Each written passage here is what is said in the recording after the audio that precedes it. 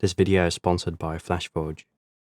This is episode 6 in the mini fabrication desk setup build series. It's coming along really quite nicely, and I'm hoping to finish it really quite soon because I have some prospects on moving to a new space, kind of doing a last sprint to get everything finished. In the last episode we installed the monitor, which was really awesome. It's a touch display, and I'm still figuring out which computer we're putting behind this. In this episode we are integrating two of the most used tools, so a drill and a 3D scanner. So the Bosch Go 3 is something I use quite often, and I would like it to slide into this panel over here right underneath the power panel that we created in the last video, and this means we can grab it with our right hand and start using it straight away. As for the 3D scanner, I concepted it sliding into this side panel right over here, but it's a little bit too big for that. And I think the most space efficient way to do it is to make use of the verticality, so we can drop it into this panel over here. The only difficulty I see with this is when this whole segment is dropped down, that we can't actually access the 3D scanner. Normally I wouldn't really say that a 3D scanner would be one of my most used tools, but it has been over the past year. It's been very key in actually being able to continue doing the build videos next to my normal job. So that's a very important integration on this setup.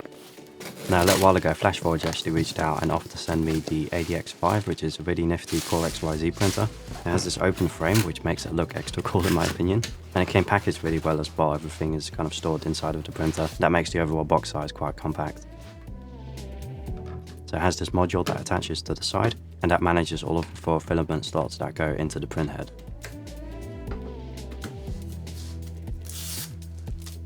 And then we have these filament holders which attach to the frame itself, and this allows us to connect 4 separate spools of filament in different colors. It was quite straightforward to put everything together, and I didn't have to look at the manual too much. I really enjoy the design of this thing, so it's very well thought through where the filament holders are just attached to the side of the frame. This is also useful for if you're moving the printer around a lot, then you don't have to necessarily carry a separate AMS unit with that. I'm not really using the multicolored functionality for this project in particular, even though I do applaud that they were able to do this at a price point which is super affordable.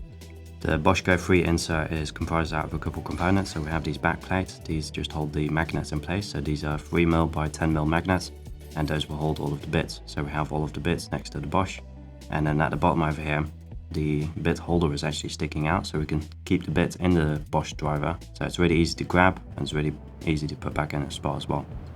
So compared to the competition, it's pretty uncommon to have a multicolored printer like this at this price point, but it does have a little bit smaller of a bed size compared to the competition. So this one's 220mm, and I'm mostly used to 256mm. But the 3D print came out looking really quite decent, and we just have to insert some of these magnets.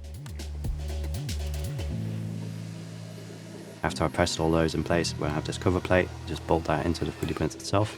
Went onto the other side, also bolted the 3D printed plate onto the back of that. And then bolted the 3D printed plate on the bottom segment over there so the drill didn't drop through. For some reason in this episode I kind of forgot to add a little bit of room around the 3D print itself so that it fits inside of the insert, so it's quite a tight squeeze here. I would have liked it to be very easily removable. In this case I just had to jam it in there, and then we add those little bolts which are not necessarily necessary in this case because it's jammed in there quite tight. So if you're enjoying the video so far, then definitely consider leaving a like, leaving a comment. If you don't know what to comment about, just an emoji or something will do. Really helps out the video performance, tells the algorithm that you enjoyed it. Or you could also subscribe to the channel so you don't miss out on any future episodes. So we'll have to see how well this panel performs. I can imagine that it's a little bit more difficult than the actual fabrication panel, which will be on the setup itself, because you can't see which bits you're actually grabbing. In terms of actually storing the Bosch drill though, that is really neat. The only thing I am a little bit concerned about is if you're moving the setup around, it does stick out quite a bit, so you might hit it into something. So before we 3D print the other inserts, I want to 3D print the actual inserts first. So these are just there to hold everything in place, and I have a little gap in there for a nut. You can see this is the gap for screwing it into place, and then the bolt goes in from the top, and that's what holds everything securely together. So I printed those out on the AD5X again, and I noticed this time around that I did have to apply some glue to the bed itself, which I haven't actually experienced with other 3D printers yet, where you have a textured bed but you still have to apply glue to it. So this is quite interesting. The glue that they provided in the box though doesn't leave any residue, so that is really quite neat. And for most of the 3D prints I also left on the brim, so we have to do some post-processing. This is just a really simple deburring tool. It allows me to remove the brim really quite quickly and scrape off a little bit of the excess over there. After this we can put the nuts and the bolts in place. I had actually considered gluing the nuts in place so we don't have to bolt it in there, but you do actually need some kind of method to hold it in place, because otherwise they fall out during the process of putting them in the wooden component.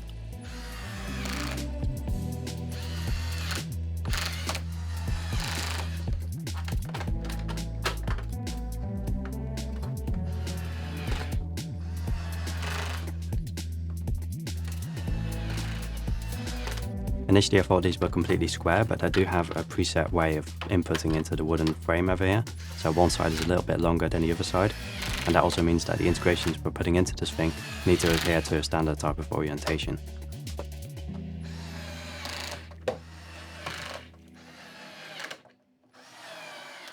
So a lot of the times on a setup like this, you have a random assortment of knickknacks that you didn't really account for.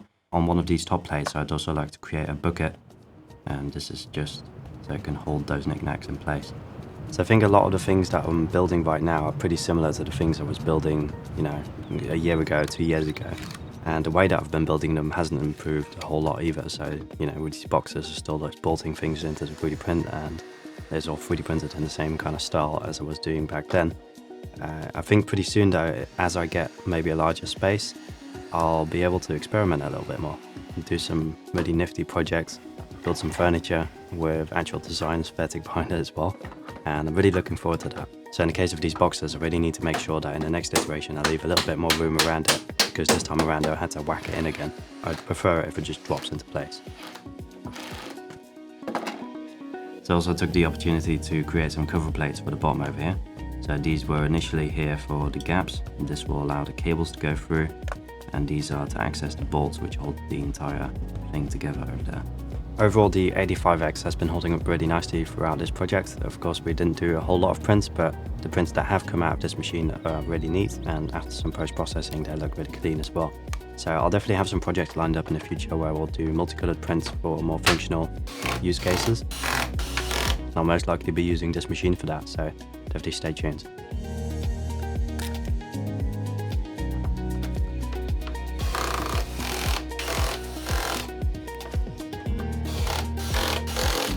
And this is the insert for the 3D scanner. It's basically a very long 3D print. I had considered actually putting some foam padding on the inside so it keeps the glass safe of the 3D scanner, but so far I haven't really needed that.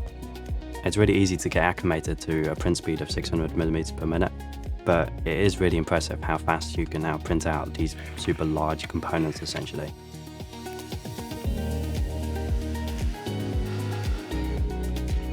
So you can see that the plug for the 3D scanner is actually sticking out of the bottom, and the idea here is that when you drop it down, the cable just like sinks into the build itself.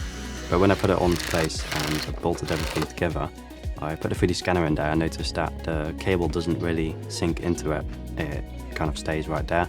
I'm not sure if there's any kind of cable spools that you can maybe buy for third-party cables where it doesn't have it integrated, so to say, and that would be very useful for something like this where, you know, when you drop it down it also retracts the cable straight away.